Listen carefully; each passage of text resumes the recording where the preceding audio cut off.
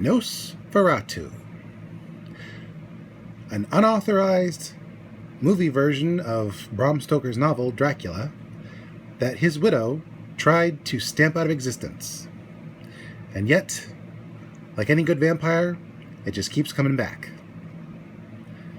There was a French, I think, possibly German version that I read about.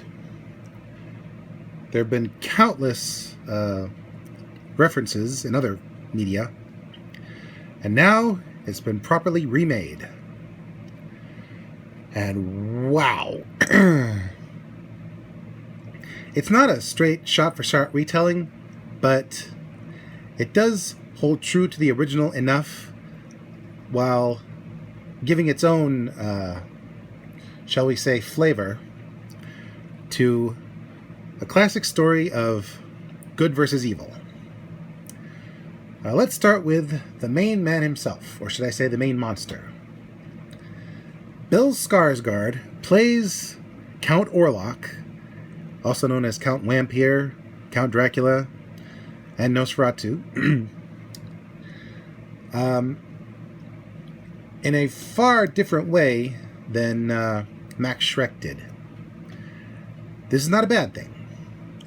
Schreck made the character his own, and Skarsgård also made the character his own.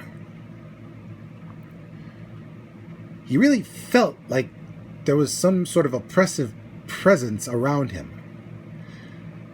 And he moved and spoke like something that was supposed to be dead but just would not die. The new look of Orlok, which we see only later in the film, he's kept hidden for most of it. Good idea. Except for his hands. Those were visuals. Or good visuals, I should say. His look is sort of a cross between the classic Count Orlok and what one would imagine the historical Vlad the Impaler would look like if he had been kept animated for centuries and not simply killed.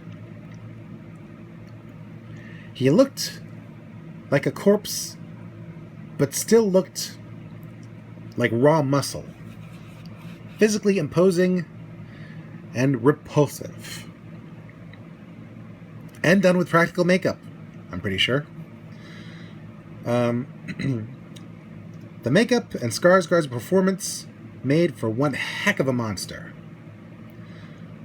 Worthy of the original Max Schreck himself.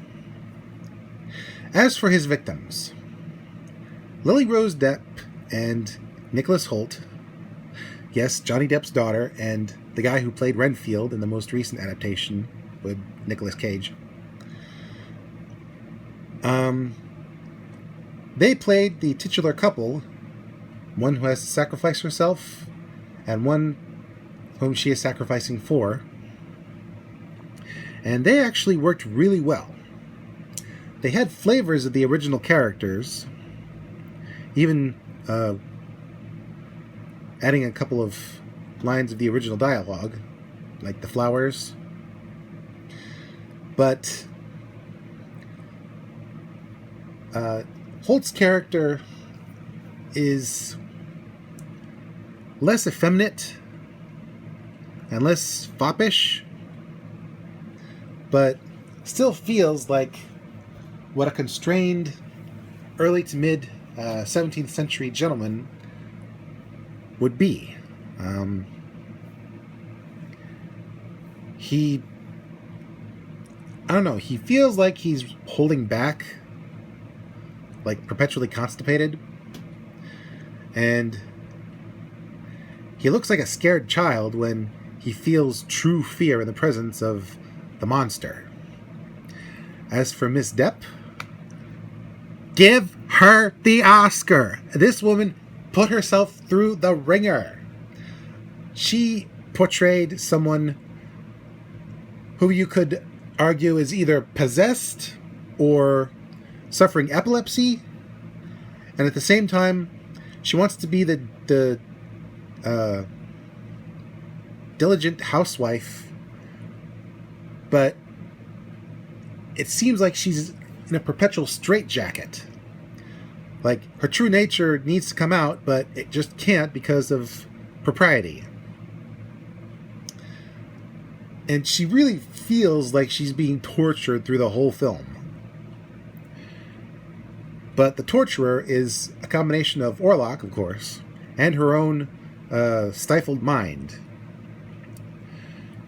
There are times when she channels the original actress's portrayal, but there are also times when she shows proper strength. Not for girl power or anything, but to protect the one she cares about. True girl power. The protective instincts that all women and men feel when their loved ones are threatened. And honestly, her performance was painfully beautiful, as was Holt's. And then, of course, there's Willem Dafoe as the professor who knows enough about the occult to try to stop the vampire.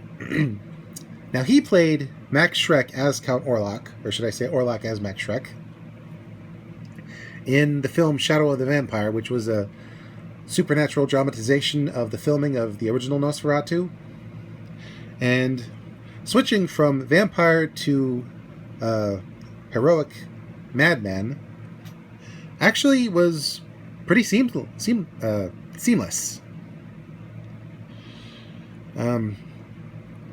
He's not manic per se, but he's just a little unhinged, but kind.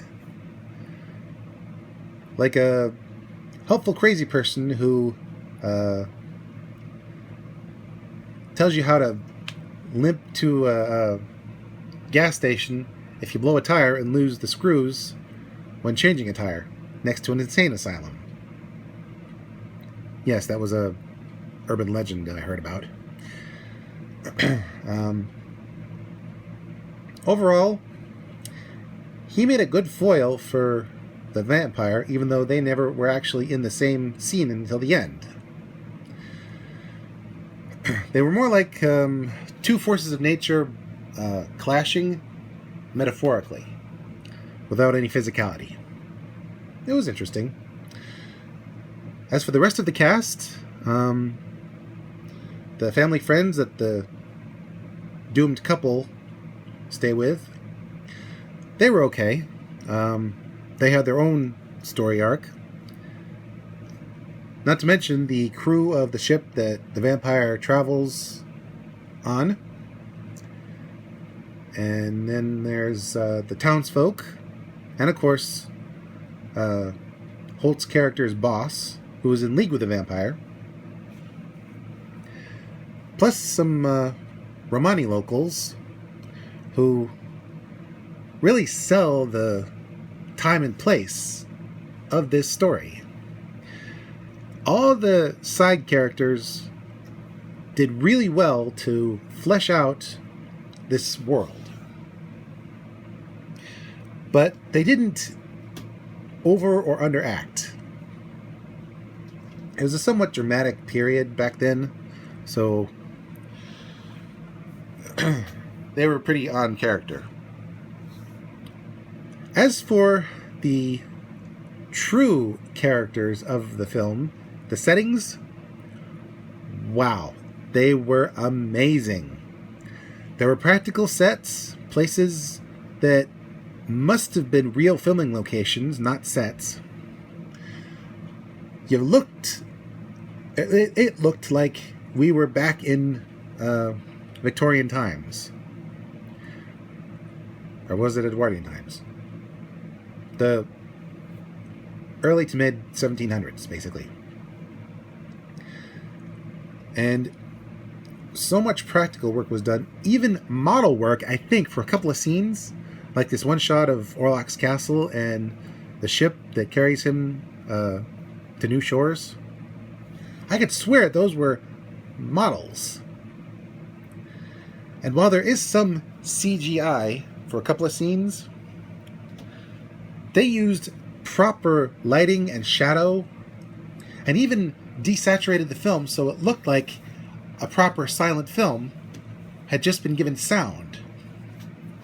It made the whole thing feel like a proper homage to the original.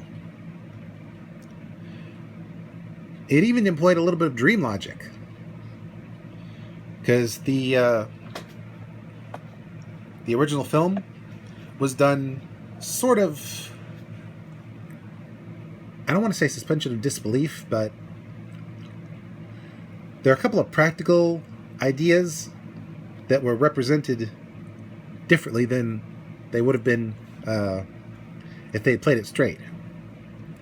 And this film pays respects to those ideas in spades. Overall, this version of NOSFERATU, while far less conservative and a little more wet and raw than its predecessor,